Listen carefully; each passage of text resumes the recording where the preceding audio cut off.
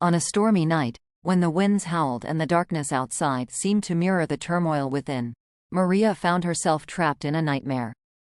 It began with an eerie tapping on her window, a sound that would soon unravel into a terrifying encounter with an unseen force. It all started on a particularly dark and stormy night.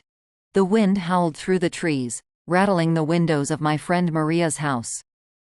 The night was unusually quiet, save for the unsettling rhythm of rapid, deliberate taps against the glass. 3 distinct knocks, as if someone, or something, was counting each strike. The tapping continued with an eerie persistence, growing louder and more insistent with each passing moment. Maria was alone in her room, wrapped in a cocoon of blankets. The storm outside seemed to echo the chaos in her mind. She fumbled for her phone, desperately seeking the comfort of its glow. Peering out into the void of darkness beyond her window, she saw nothing but the black abyss of night. She shuddered and retreated to her bed, pulling the covers tightly around her, hoping to drown out the sound. Yet, the tapping persisted, growing louder and more rhythmic. Tap, tap, tap. Her heart raced in her chest, each beat a frantic drum against the silence of her room.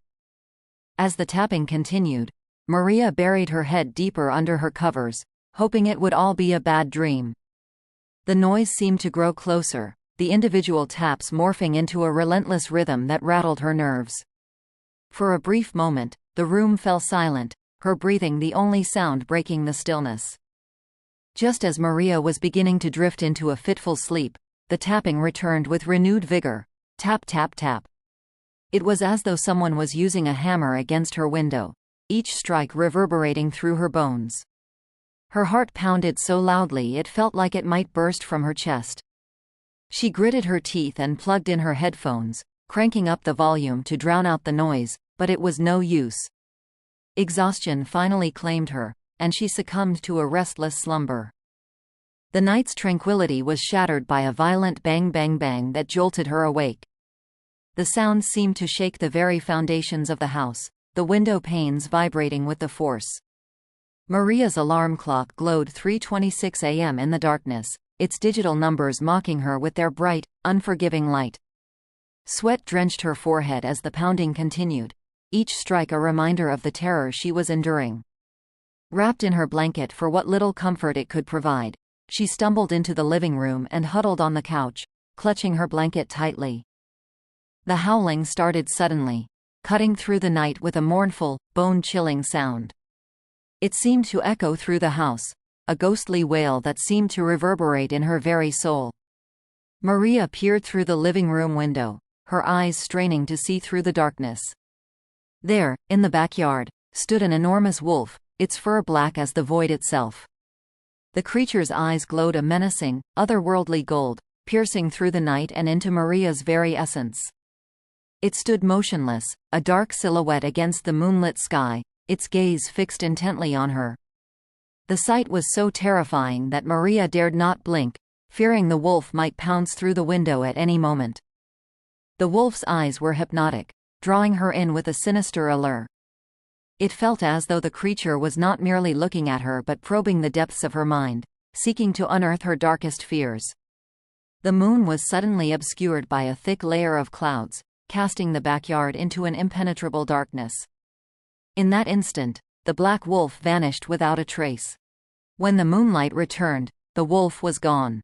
The backyard was empty, save for the occasional rustle of leaves stirred by the wind. Maria must have eventually fallen asleep, though the exact moment of her departure from wakefulness was lost in the haze of her fear. The next morning, she sought solace in the presence of her mother, asking if she had heard the howling during the night. "No, sweetie, I didn't hear anything," her mother replied with a reassuring smile. "I slept like a baby." The day passed in a blur of normalcy, the routines of school and daily life masking the horrors of the previous night. However, that night, as Maria lay in bed, the haunting howling resumed. It was as if the creature was lurking just beyond the edge of the darkness, its presence an inescapable shadow. The howling persisted for hours, gnawing at her sanity until sleep finally overtook her. The following day, Maria's unease only deepened. During lunch at school, She tried to recount the horrifying events to her friends, hoping to find some understanding or solace. As she reached for her sandwich, an unexpected and revolting taste filled her mouth. The sandwich, once thought to contain a simple lunch meat, was filled with raw, rancid meat, crawling with fat and swarming with maggots. Overcome by disgust, she fled to the trash can, vomiting uncontrollably, the taste of decay lingering in her mouth. Desperate to rid herself of the vile sensation, Maria rushed to the school restroom, scrubbing her mouth furiously with soap and water. The assistant principal found her in this state, her concern evident as she asked, "Maria, are you okay, sweetie?" Unable to speak through her tears and sobs, Maria nodded toward the restroom sink, where remnants of the grotesque sandwich lay. The assistant principal's face paled as she examined the contents and took Maria to her office. In the office, Maria recounted the revolting incident, her voice trembling with fear. The assistant principal's reaction was one of grave concern. "Your friends showed me what was in your sandwich. Do you have any idea how it happened?" she inquired, her expression one of worry. Maria shook her head, her thoughts racing with the knowledge that the torment she was experiencing was not a figment of her imagination but a disturbing reality. "It wasn't my parents' fault," she insisted, her voice barely more than a whisper. The assistant principal, sympathetic yet troubled, suggested Maria speak with the school counselor. Reluctantly, Maria agreed, though she felt that it would lead to little resolution. The counseling session proved to be an exercise in futility. The counselor dismissed Maria's fears as mere fabrications, attributing the events to stress and imagination. Maria tried to explain, but her words fell on deaf ears. She knew that something malevolent was at work, but no one seemed to believe her. Days turned into a blur of anxiety and dread. The tapping and banging on her windows continued nightly, accompanied by the increasingly ominous howling that seemed to grow closer each night. Strange symbols began appearing on her window, drawn in what looked like blood, adding to her mounting terror. Drawings of the black wolf appeared in her journal, each more disturbing than the last. Maria's sleep deprivation and paranoia reached new heights as she locked herself in her room, avoiding school and the outside world. One morning, Maria found a FedEx package on her doorstep. The package bore her name and address but lacked a return address. Trembling, she brought it inside and opened it. Inside was a folded note atop a black trash bag. The note, written in a scrawling, almost frantic script, read, "To Maria B. and Joy, Little Pig." Signed, The Black Wolf.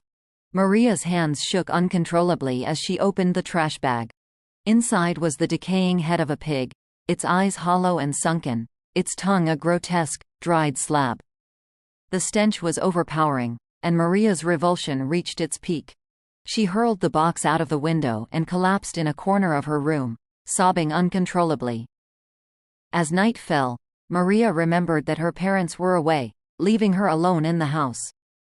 Desperately, she tried to distract herself with her phone, but the darkness seemed to close in around her. At midnight, a knock echoed through the house, 3 deliberate taps. Maria approached the door, puzzled and fearful. The knocking grew more aggressive. Bang bang bang. Her heart raced as a voice from outside taunted, "Little pig, little pig. Let me in." Fear paralyzed her as the door burst open with a resounding crash. A shadowy figure surged into the house, slamming the door behind it. Maria was seized by her hair, dragged down the hallway to the basement. She struggled frantically as she was bound to a chair, a gag shoved into her mouth and secured with duct tape. The basement light flickered on, casting eerie shadows on the walls. Her captor stepped into view, not a monster but a man, though he wore a grotesque black leather mask shaped like a snarling wolf's face. His eyes, like the wolf's, were pitch black with glowing golden irises. Clad in black combat boots, a hoodie with a tan skull emblem, and black jeans, he exuded an aura of menace. As he unzipped his hoodie, his scarred and sinewy torso was revealed, a testament to the pain he had endured. "Little pig. Are you scared of me, the big bad wolf?" His voice was a low, menacing rumble, dripping with mockery. Maria whimpered, tears streaming down her face.